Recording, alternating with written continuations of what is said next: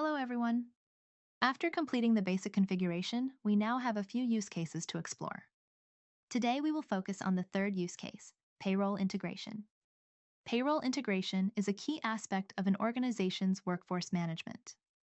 In this session, we will demonstrate the process of creating components and mapping them within Onfinity. This setup enables automated salary calculations and reduces manual input. Let's begin with the use case. The hospital requires an automated payroll system. This system needs to manage over 1,000 employees working across various shifts, including clinical, administrative, and support functions. Attendance data should be captured and integrated into the payroll module. This reduces errors caused by manual entries. The system must also ensure timely validation of attendance to avoid delays in salary processing and to guarantee punctual payments. It is essential to include features for verifying leave records, clock-ins or outs, and overtime. This ensures accuracy in payouts and eliminates discrepancies. These features improve overall payroll reliability.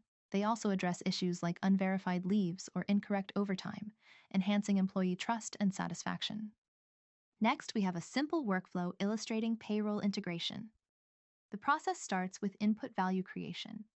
This is followed by component classification. After that, we move to attendance component definition. The next step is linking components, and finally there is mapping with payroll. Now let's proceed with execution.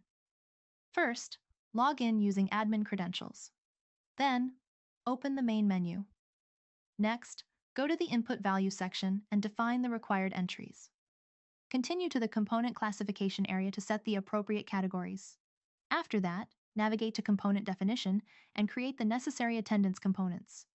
Use the link component screen to establish connections.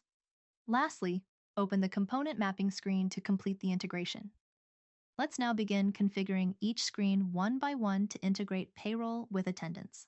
We will start with the input value creation on the web interface. Thank you for attending this session.